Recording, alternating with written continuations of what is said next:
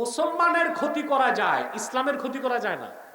ইসলাম ক্ষতি করার মতো জিনিস না, এটা বুঝেন? জি না। আপনাদের দেশে তো এখন বক্তার অভাব নাই, বক্তা প্রবক্তা, এখন আবার হচ্ছে মোটিভেশনাল স্পিচর।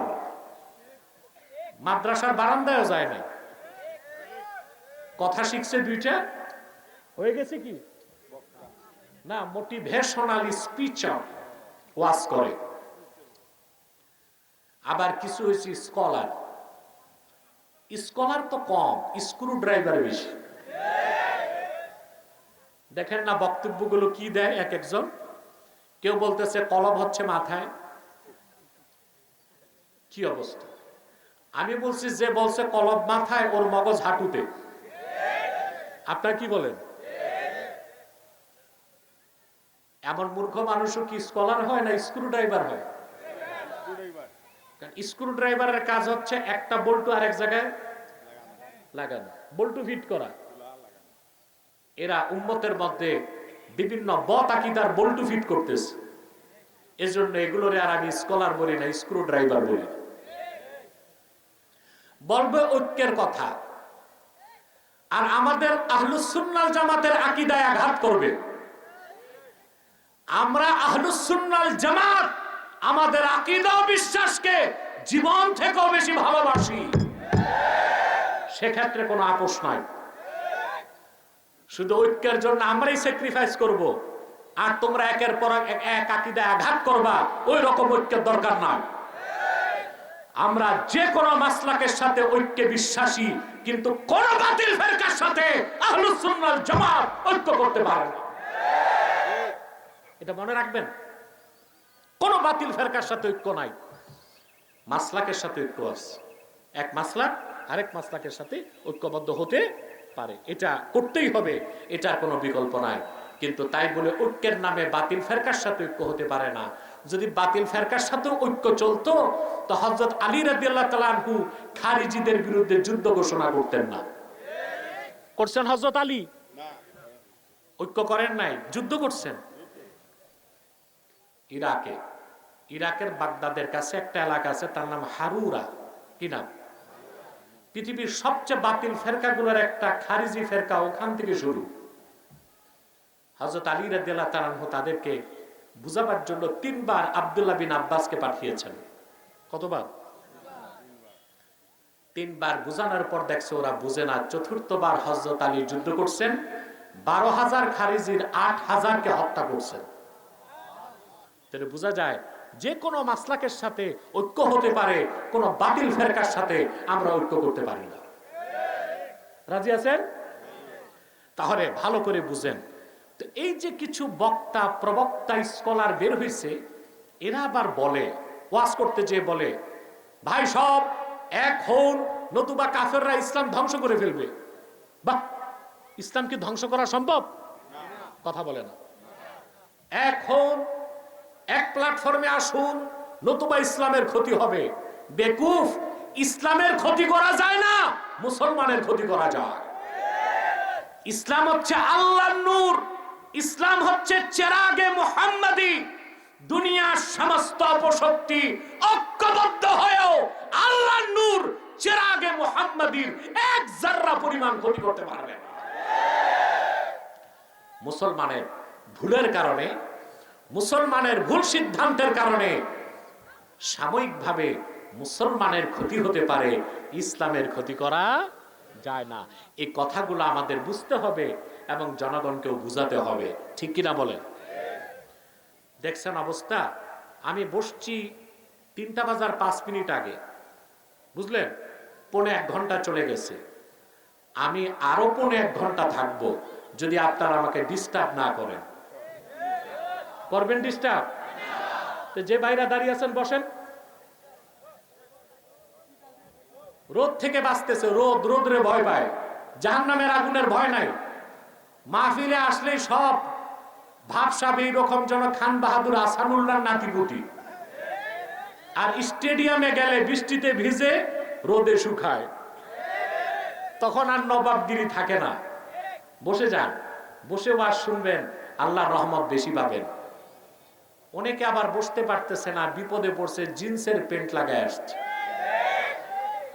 এত চিকন প্যান্ট, সুপারি গাছের মতো। আমি বুঝি না এটা কি ঠ্যাং দিয়া সেলাই করছে না সেলাই দিয়া ঠ্যাং ঢুকেছে।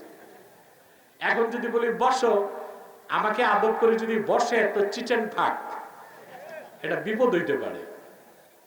তাদের জন্য ছাড় আছে, দাঁড়াই থাকে। সম্মানিত সুধী, মনোযোগ আছে তো? ইসলামকে আল্লাহ বলেছে নূর, ইসলামকে আল্লাহ বলেছে নূরুল্লাহ। সুবহানাল্লাহ।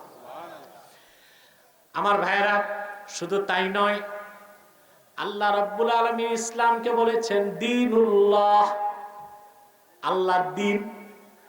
আল্লাহ রাব্বুল আলামিন বলেন ইযা জাআ নাসরুল্লাহি ওয়াল ফাth ওয়া রাআইতান নাসা ইয়াদখুলুনা ফি দীনিল্লাহি আফওয়াজা। ইসলামকে আল্লাহ বলেছেন দীনুল্লাহ। দীনুল্লাহ অর্থ কি? আল্লাহর দ্বীন। সুবহানাল্লাহ। ইসলামকে আল্লাহ বলেছেন নূর, আলো। ইসলামকে বলেছেন আল্লাহ নূরুল্লাহ, আল্লাহর নূর। ইসলামকে আল্লাহ বলেছেন দীনুল্লাহ, আল্লাহর দ্বীন। এর থেকে প্রমাণ হয় ইসলাম সাম্প্রদায়িকতার ঊর্ধ্বে। আর ইসলাম ছাড়া যত ধর্ম আছে সব সাম্প্রদায়িকতার দোষে দুষ্ট। এটার প্রমাণ আপনাকে তো লজিক লাগবে। হ্যাঁ, ইসলাম ছাড়া যে ধর্মগুলো আছে নাম কি বলেন তো? ইহুদি ধর্ম। নাম প্রমাণ দেয় ধর্মটা একটা সম্প্রদায়ের। কোন সম্প্রদায়? কথা বলে না। খ্রিস্টান ধর্ম। নাম কি প্রমাণ দেয়? এটা একটা সম্প্রদায়ের। ওই সম্প্রদায়ের নাম কি? বৌদ্ধ ধর্ম। নাম কি প্রমাণ দেয়? একটা সম্প্রদায়ের। ওই সম্প্রদায়ের নাম কি? বৌদ্ধ। হিন্দু ধর্ম। নাম প্রমাণ দেয় এটা একটা সম্প্রদায়ের। কিন্তু আল্লাহর কোরআনের কোথাও ইসলামকে দ্বীনুল মুসলিমিন, মুসলমানের ধর্ম বলা হয় নাই। ইসলামকে বলা হয়েছে দ্বীনুল্লাহ, আল্লাহর দ্বীন, আল্লাহর ধর্ম। তাহলে বোঝা যাচ্ছে একমাত্র ইসলাম হচ্ছে সাম্প্রদায়িকতা মুক্ত এবং সবকিছুর ঊর্ধ্বে।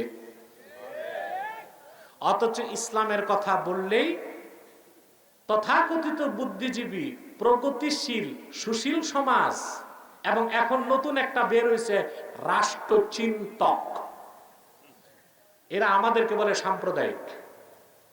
প্রকৃত মুসলমান সাম্প্রদায়িক দাঙ্গায় বিশ্বাসী না, বরং আমরা দেখতে পাচ্ছি অমুসলিমরাই সাম্প্রদায়িক বিষ বাষ্প ছড়ায়। বাংলাদেশে, ভারতের দিকে তাকান, 30 কোটি মুসলমান যেখানে আছে সেখানে যখন তখন মুসলমানকে হত্যা করা হয়। গতকাল উত্তরপ্রদেশে একটা মসজিদে ওরা জরিপ করতে গেছে। 450 বছরের পুরনো মসজিদ। হিন্দুরা বলে এখানে মন্দির ছিল, তো 450 বছর তোদের ঠাকুররা ছিল কই? উগ্রবাদী হিন্দুত্ববাদী মোদী সরকার আদালতকে অস্ত্র বানিয়ে জরিপ পাঠিয়েছে। মুসলমানেরা বুক চেতিয়ে দাঁড়িয়ে গেছে। পাখির মতো গুলি করে মুশরিকরা আমার 3 জন মুসলমান ভাইকে হত্যা করেছে ভারতে, যেখানে মুসলমান সংখ্যালঘু। আর 14 কোটি মুসলমানের দেশে ভারতের ইন্ধনে স্বীকৃত সন্ত্রাসী সংগঠন ইসকনের সন্ত্রাসীরা একজন আইনজীবীকে আদালত প্রাঙ্গণে হত্যা করেছে। এই দুঃসাহস কোথায় পেয়েছে বাংলার মুসলমান জানতে চায়।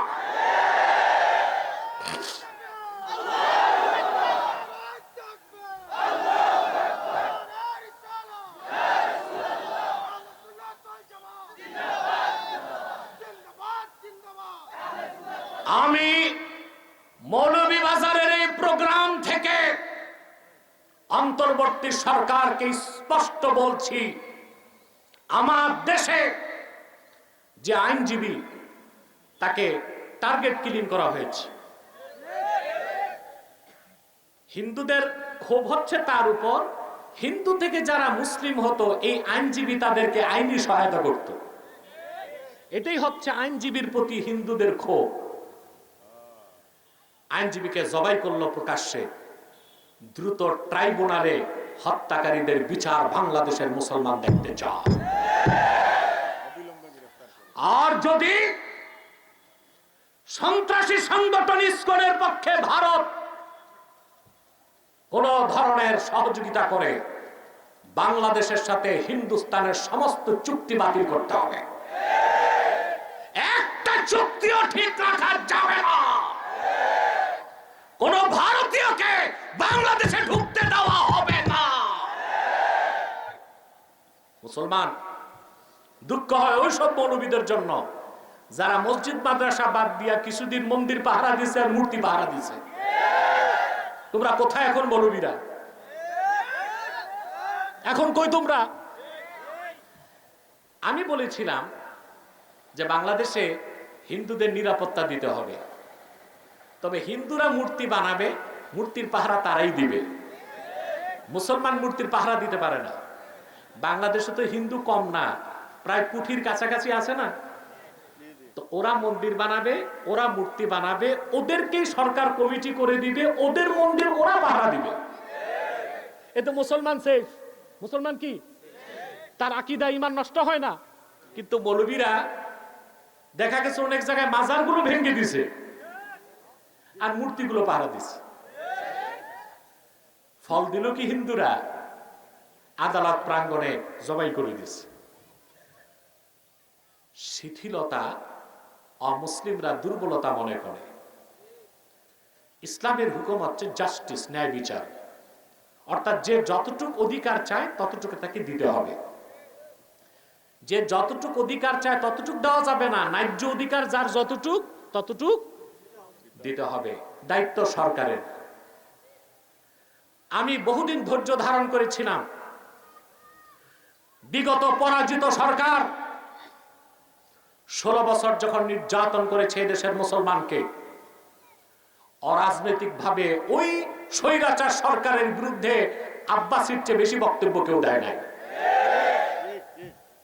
তার মানে এই নয় এখন যারা দায়িত্বে আছে ওনারা ইসলাম বিরোধী কাজ করবে আর আমি চুপচাপ মেনে নিব, তা হতে পারে না। কোন গোষ্ঠীর, কোন দলের লেজুর ভিত্তি করা কারামত আলী জনপুরীর আওলাদের চরিত্র হতে পারে না। ইসলামের স্বার্থে যা বলার তাই বলবো, প্রয়োজনে ফাঁসি কাস্টে ঝুলার জন্য প্রস্তুত আছে।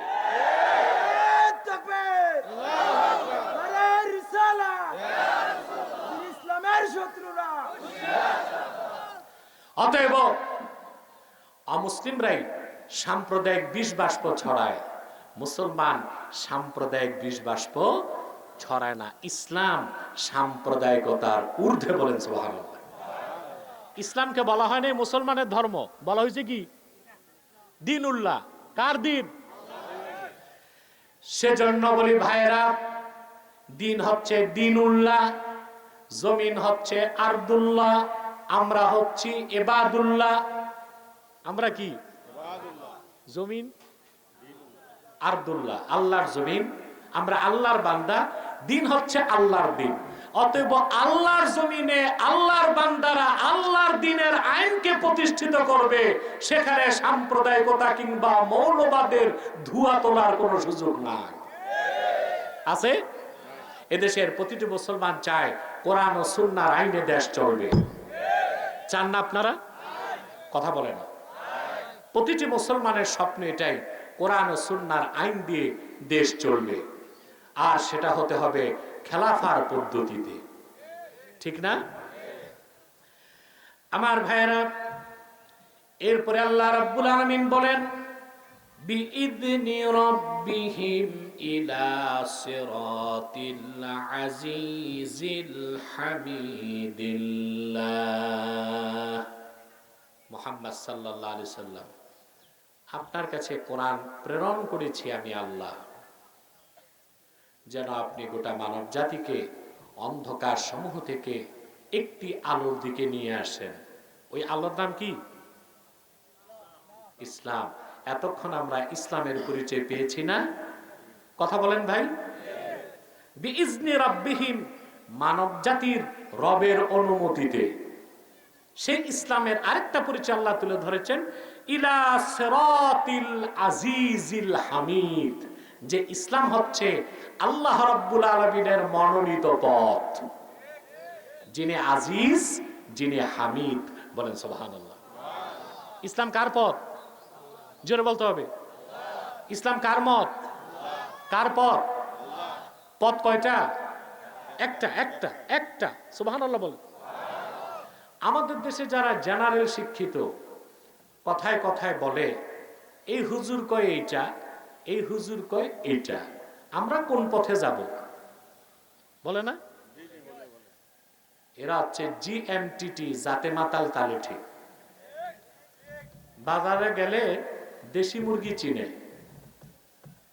ঘি কোনটা খাঁটি নাকে ঘষে তারপর চিনে, বিয়ে করতে গেলে বউ চিনে, শুধু কোনটা ঠিক কোনটা বেঠিক, কোনটা জায়েজ কোনটা না জায়েজ এটাই বুঝে না। হাসরে চলবেই বাহানা। এটা জিএমটিটি না, জাতে মাতাল তালে ঠিক। পথ স্পষ্ট। আলেম আলেম দ্বন্দ্ব থাকুক, মৌলিক ক্ষেত্রে কোন আলেমের দ্বন্দ্ব নাই। আছে? আল্লাহ এক, মুহাম্মদ সাল্লাল্লাহু আলাইহি সাল্লাম আল্লাহর সর্বশ্রেষ্ঠ সর্বশেষ নবী ও রাসূল। ইসলাম পরিপূর্ণ জীবন বিধান, কোরআন চূড়ান্ত আসমানি কিতাব। নামাজ 5 ওয়াক্ত, রোজা রাখা ফরজ, হজ করা ফরজ। এই কথাগুলোতে কোন একজন আলেমের দ্বিমত আছে? কথা বলেন। দ্বিমত থাকলে ওটা আলেম না জালেম? মুসলমানই তো থাকবে না, আলেম তো দূরে থাক। তাহলে বোঝা যাচ্ছে কোন আলেম বা কোন মাসলাকের মৌলিক ক্ষেত্রে দ্বন্দ্ব। দ্বন্দ্বটা হচ্ছে শাখা প্রশাখায়, টুপি কোনটা গোল কোনটা লম্বা, নাকি? কথা বলেন। এই দ্বন্দ্বটা তো বড় কিছু না, বরং বলা হয়েছে ইখতিলাফুল উলামাই রাহমা। আলেমদের মধ্যে যে ছোটখাটো বিষয়ের দ্বন্দ্ব, এটা উম্মতের জন্য রহমত। কেন রহমত? শাখা প্রশাখা বিষয়ে আমি আরেকজনকে আটকাতে কিতাব পড়ব না, আবার সেও কিতাব পড়বে না। এই শাখা প্রশাখাগত দ্বন্দ্ব করতে যে এলেমের চর্চাটা বেড়ে যায়, মৌলিক ক্ষেত্রে আলেমদের উপকার হয়। এই জন্য ওলামায়ে কেরামের মধ্যে পারস্পরিক মুস্তাহাব মুস্তাহসানের যে দ্বন্দ্ব, শাখা প্রশাখাগত যে দ্বন্দ্ব, এটা উম্মতের জন্য রহমত। এটা কখনো গজব হইতে পারে না। বলেন সুবহানাল্লাহ। তাহলে পথ একটাই, সেটা ইসলাম। এর বাইরে কোনো পথ নাই, মত নাই। এই পথটা কার? সিরাতিল আজিজিল হামিদিল্লাহ, মহান আল্লাহর পথ, যিনি আজিজ এবং হামিদ। বলেন সুবহানাল্লাহ। সুস্পষ্ট মনে রাখবেন, ইসলামের কোনো ভার্সন নাই। ইসলামের কোনো, আমাদের দেশে যারা বুদ্ধিজীবী তারা ইসলামের ভার্সন বের করতে চায়। সুফিবাদী ইসলাম, রেডিক্যাল ইসলাম, পলিটিক্যাল ইসলাম, এগুলো শোনেন না? কারা বলে? বুদ্ধিজীবীরা। কারা বলে? এখন তো বুদ্ধিজীবীদের ভাত নাই, এখন পুরান পাগলের ভাত নাই, নতুন পাগল বেরোইছে। এদের নাম হচ্ছে রাষ্ট্রচিন্তক। রাষ্ট্র নিয়ে চিন্তা করে। এদের একজন আছে যাকে দেখলে আমার ঘিন লাগে। এ লোকটা বলেছে আরবের ইসলাম বাংলাদেশে চলবে না। ফরহাদ মজহার। আরবের ইসলাম ছাড়া ইসলাম আছে? কথা বলে না। আমি স্পষ্ট বাইতুল মুকাররমের প্রোগ্রামে বলেছি, কথা বলে সে কাফের হয়ে গেছে। হয় নাই কাফের? কথা বলে না। এদেশের কিছু মৌলবী আমাকে বলতো, আব্বাসী সাহেব কথায় কথায় কাফের বলে। তো কথায় কথায় যারা কুফরি করে তাদেরকেই কথায় কথায় কাফের বলে। আরবের ইসলাম ছাড়া ইসলাম আছে? যদি কেউ বলে আরবের ইসলাম মানি না, তাহলে তো সে ইসলামকে অস্বীকার করলো। আর ইসলাম অস্বীকারী মুসলমানরা কাফের। সুরতটা দেখছেন তার? ফরহাদ মজহারের লম্বা কুর্তা, এত মোটা পায়জামা লাগায়, ওটার ভিতরে ওর নাতিরে ঢুকানো যাবে। মাথায় কিম্ভুত কিমাকার টুপি, রবি ঠাকুরের মতো লম্বা দাড়ি, 3 ইঞ্চি মোটা মোষ, পিছনে সরস্বতীর মূর্তি, সামনে লালনের বেহালা। উনি হচ্ছে রাষ্ট্রচিন্তক, আমাদেরকে নসিহত খয়রাত করে কিভাবে আমরা নতুন বাংলাদেশ গড়ব। বাংলাদেশে আলেম ওলামার অভাব নাই। তোমার মতো ডেকফেল গাঁজাখোর বুদ্ধিজীবীর কথায় আলেমরা বাংলাদেশ গঠন করবে না। আগামীর বাংলাদেশ হবে ইসলামের বাংলাদেশ। আগামীর বাংলাদেশ হবে আল কোরআনের বাংলাদেশ। আগামীর বাংলাদেশ হবে আলেম ওলামার নেতৃত্বের বাংলাদেশ। তোমার মতো গাঁজাখোর বুদ্ধিজীবীর কথায় বাংলাদেশের মানুষ সংবিধান রচনা করবে না, রাষ্ট্র চিন্তা করবে না। রাষ্ট্র কিভাবে বানাতে হবে কোরআন হাদিসে সব বলা আছে, আছে না? এই রাষ্ট্রচিন্তক এখন আর বুদ্ধিজীবী বলে না, এদের যে ভাত নাই, এখন নাম দিয়েছে কি রাষ্ট্রচিন্তক, পলিসি মেকার। ওনারা বলতেছে যে আমরা সুফিবাদী ইসলাম মানি। ইসলামকে ভাগ করা যায়? কথা বলে না। জিহাদের কথা বললে বলে এটা রেডিক্যাল ইসলাম। ইসলামী রাজনীতির কথা বললে বলে এটা পলিটিক্যাল ইসলাম। আর শুধু মসজিদে আর খানকায় তসবিহ পড়লে তারে বলে সুফিবাদী ইসলাম। ইসলামকে ভাগ করার অধিকার আছে মানুষের? ইসলাম একটাই, সিরাতিল আজিজিল হামিদিল্লাহ। ইসলাম কার পথ? যিনি আজিজ, যিনি হামিদ, যিনি আমার আল্লাহ। সুবহানাল্লাহ। ইসলামকে ভাগ করার কোনো সুযোগ নাই। ইসলাম পরিপূর্ণ জীবন বিধান। ইসলামী রাজনীতি পূর্ণাঙ্গ ইসলাম নয়, তবে পূর্ণাঙ্গ ইসলামের অংশ। জিহাদটা পূর্ণাঙ্গ ইসলাম নয়, তবে পূর্ণাঙ্গ ইসলামের অংশ। তরিকত, তাসাউফ, পীরি মুরিদি এটা পূর্ণাঙ্গ ইসলাম নয়, তরিকত তাসাউফ পূর্ণাঙ্গ ইসলামের অংশ। ইসলাম একটাই, পরিপূর্ণ, পূর্ণাঙ্গ, যা পরিপূর্ণ হয়ে গেছে আল্লাহর হাবিবের মাধ্যমে ১৫০০ বছর আগে। ইসলামের কোনো ভার্সন নাই, এটাকে ভাগ করার কোনো সুযোগ নাই। আকীদা ঠিক করুন। আকীদা ঠিক না করে থোতায় কয়খান দাড়ি, মাথায় একখান টুপি আর 2 রাকাত নামাজ পড়ে বেহেশতে যাওয়া যাবে না। আকীদা যদি ঠিক থাকে, আমল যদি নাও থাকে, কোনো একদিন বেহেশতে যাওয়া যাবে। আমি বুঝাতে পারলাম না? থোতায় কয়খান দাড়ি, মাথায় একখান টুপি, নামাজ সোজা আছে, আকীদা খারাপ, কোনোদিনও বেহেশতে যেতে পারবেন না। কিন্তু ঈমান ঠিক, আকীদা ঠিক, ইয়াকিন ঠিক, আমল যদি মোটেও না থাকে, আযাবের পর হলেও কোনো একদিন বেহেশতে যেতে পারবে। তাহলে আকীদাটাকে মজবুত করতে হবে। পারবেন তো ইনশাআল্লাহ? ইসলামের মধ্যে জিহাদ আছে, ইসলামের মধ্যে রাজনীতি আছে, ইসলামের মধ্যে তরিকত তাসাউফ আছে, ইহকালীন কল্যাণ পরকালীন মুক্তির সব কথাই তো ইসলামের মধ্যে আছে। এরা আমাদেরকে ভুল ইতিহাস শিখায় যে সুফি দরবেশরা ইসলাম প্রচার করছে তরবারি ছাড়া। এটা ভুল ইতিহাস না? কথা বলেন। আমার সাথে 2021 সালে এক বুদ্ধিজীবী ডিবেট হয়েছিল। বহুত নাস্তিক বুদ্ধিজীবী ডিবেটে আসছে, হেরে গেছে। একটা বুদ্ধিজীবী চিনেন আপনারা, ওটা কি যেন 71 সালে মুরগি সাপ্লাই করত, কি নাম? শাহরিয়ার কবির। এটারে সবাই শুনি বলে মুরগি চোর। এই মুরগি চোর বলে। এই লোকটা হচ্ছে গাধানিকের সভাপতি। গাধানিক, ঘাতক দালাল নির্মূল কমিটি। ও নিজেই ছিল ঘাতক। দেশ স্বাধীনের পর থেকে আলেম ওলামা, টুপিওয়ালা, দাড়িওয়ালা, পীর মাশায়েখ দেখলেই বলতো রাজাকার। এখন আর এই ব্যবসা বাংলাদেশে চলবে না। মৌলবাদ, জঙ্গিবাদ, রাজাকারের ব্যবসা আর আছে দেশে? কথা বলে না। এটা নিয়ে ব্যবসা করতে করতে আল্লাহ সহ্য করেন নাই, এমন গজব দিছেন, কেউ পালাইছে স্বামীর বাড়ি,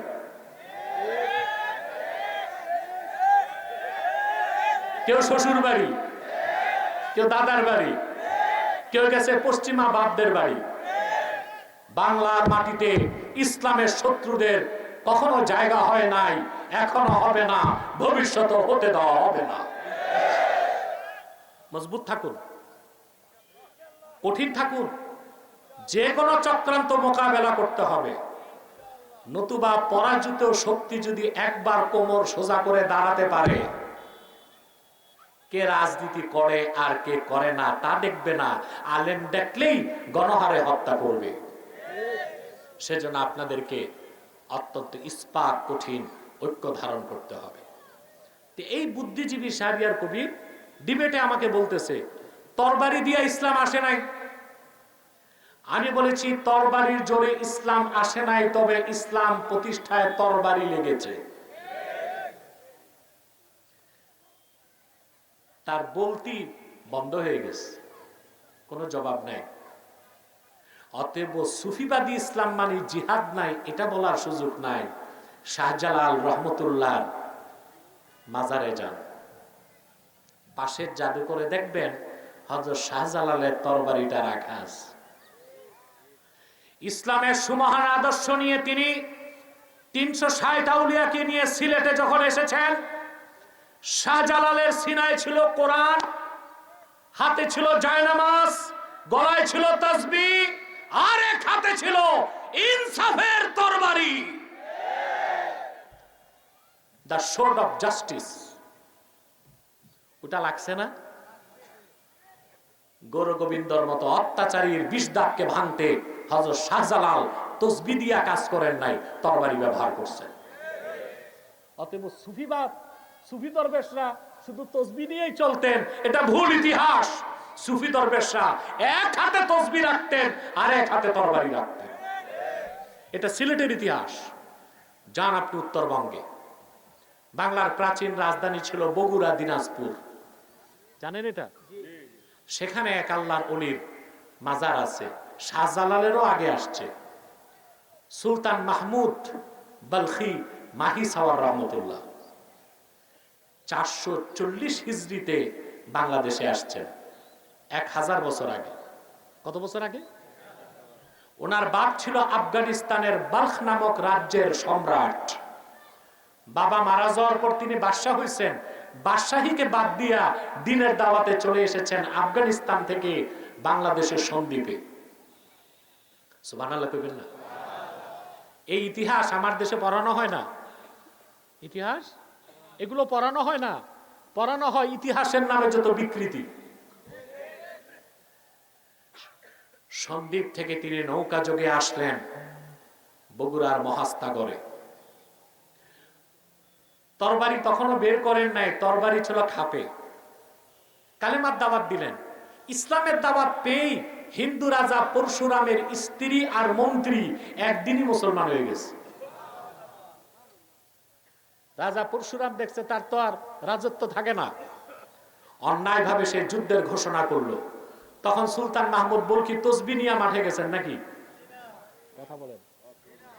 তরবারি হাতে তিনি জিহাদের ঘোষণা করলেন। অত্যাচারী পরশুরামের ফয়সালা করলেন ইনসাফের তরবারি দিয়ে। 1000 বছর আগে বগুড়ার মাটিতে সুলতান মাহমুদ বলখি দ্বীনের ঝান্ডাকে উড়িয়ে দিলেন।